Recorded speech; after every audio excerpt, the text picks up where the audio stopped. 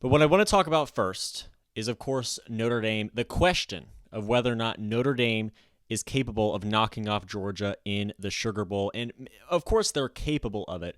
The question is whether or not they will, and if they were to, how can they do it?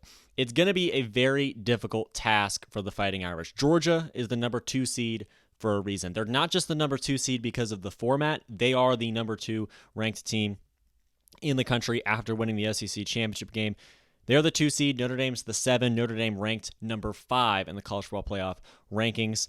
Georgia, they won the SEC championship without Carson Beck for the majority of that game. They've won multiple national championships in the last 5 years. They know the stage that they are on in a way that Notre Dame can't fully replicate. Notre Dame made the 14 playoff 2 times. Both times they got blown away, right? Georgia has had success in the playoff. They've made it to this stage. They've made it to these big-time New Year's Six Bowls and do-or-die games, and they've won national championships recently. It's a championship caliber program, and Notre Dame is not quite there yet in the modern era with Marcus Freeman. Notre Dame, though, in this game in particular, they run the ball very effectively. They play great defense. They turn the ball over. Their turnover margin is the 3rd best in the country.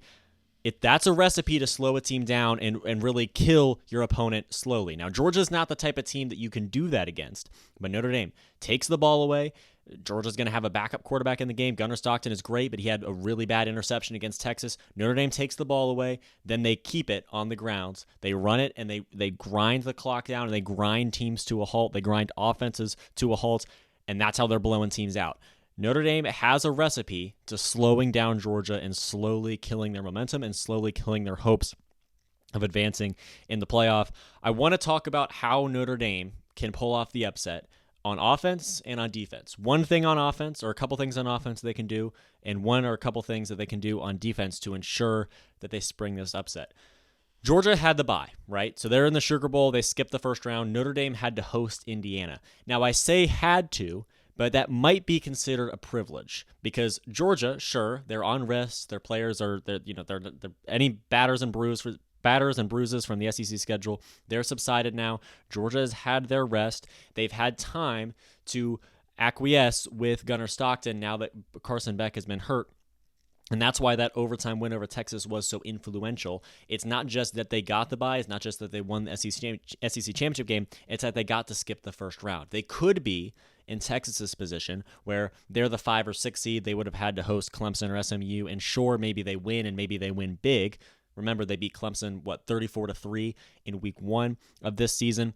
Maybe they win big in a first-round game, but that gives them just that much less time to prepare, to heal, to prepare for the Sugar Bowl game against Notre Dame, which inherently is going to be much more difficult to win.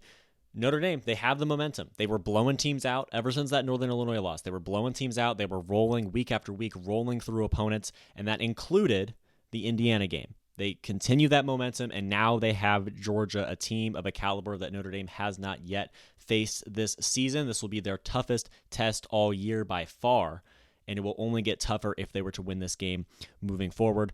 So what's their key to winning this game on offense, right? If the offense, when the offense is on the field for Notre Dame, what are you looking for most?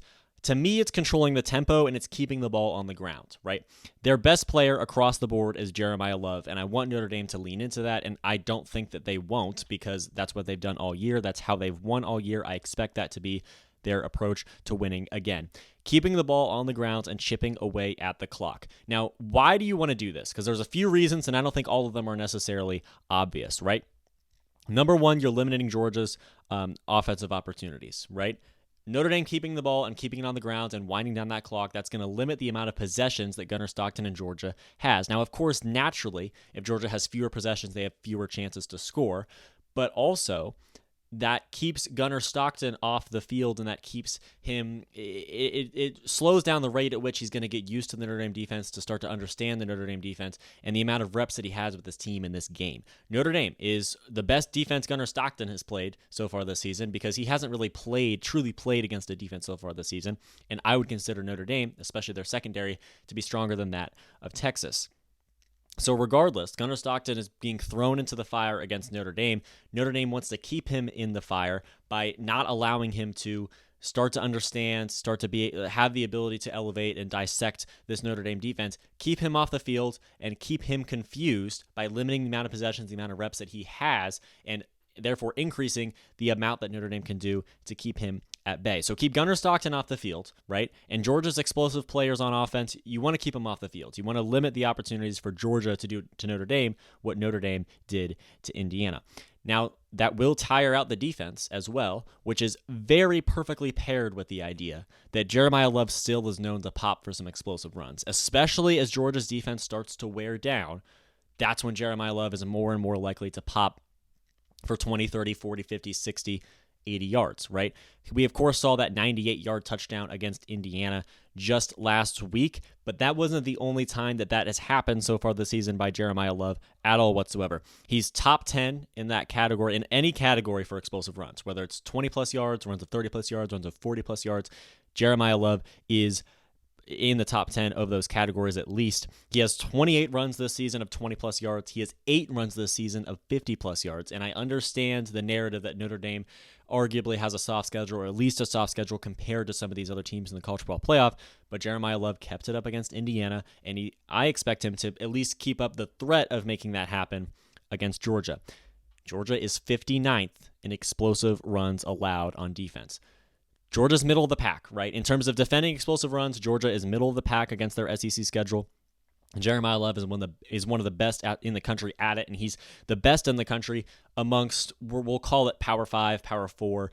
Notre Dame's of that caliber, right? They recruit at that caliber. They recruit above average in that tier as well. So Jeremiah Love against primarily Power 5 opponents, right?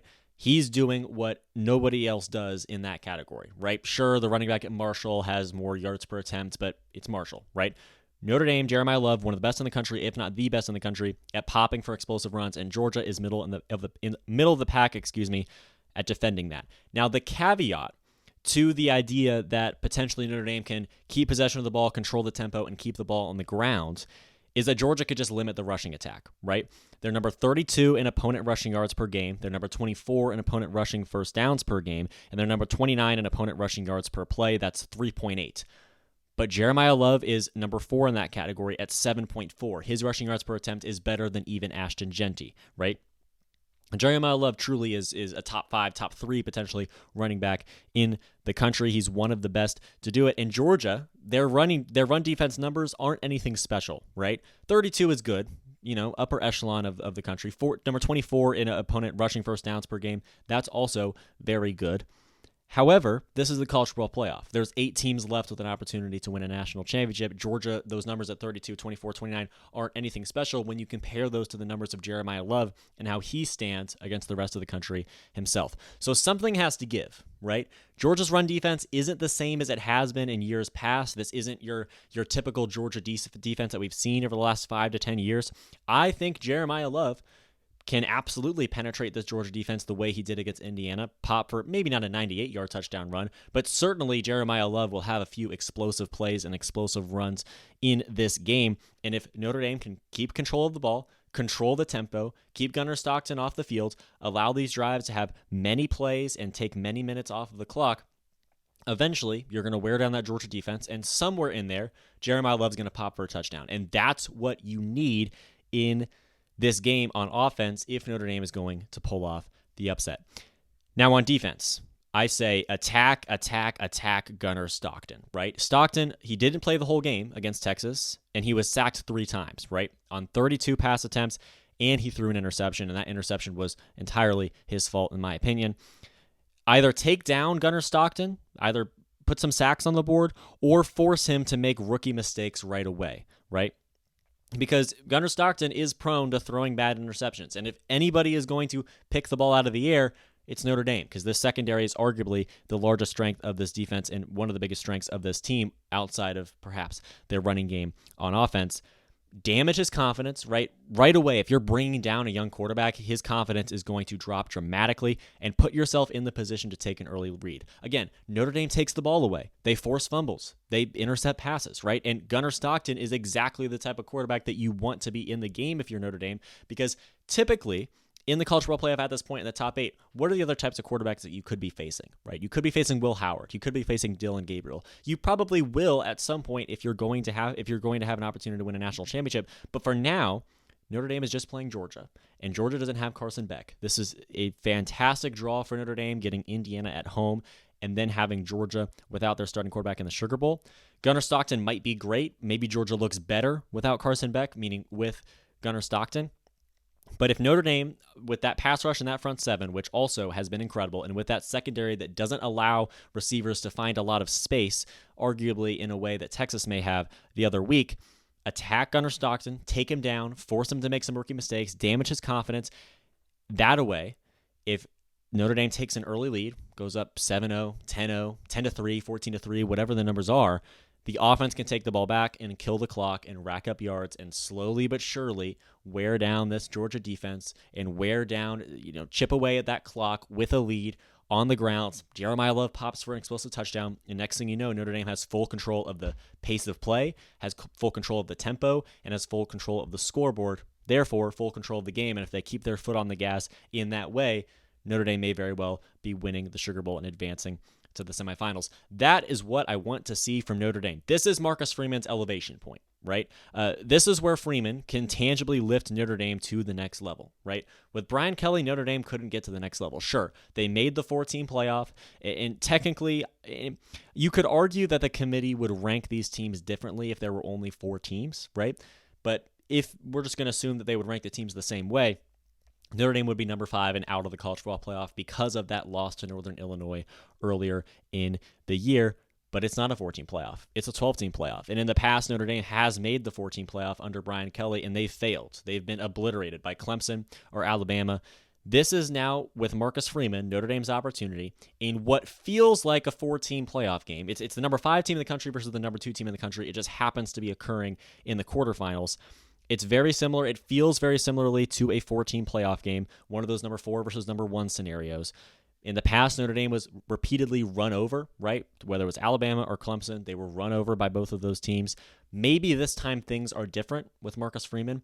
Now is just his time to prove it. And I am very, as a fan of sports in Indiana, as someone who adores Notre Dame, as someone who respects Marcus Freeman, I would be very, very excited to see him do it. Whether it's on offense, whether on defense, it's probably going to have to take both groups playing at a very high level to knock off Georgia. The Sugar Bowl is occurring tomorrow night, and I cannot wait to see if Marcus Freeman can elevate Notre Dame to a level they haven't seen recently.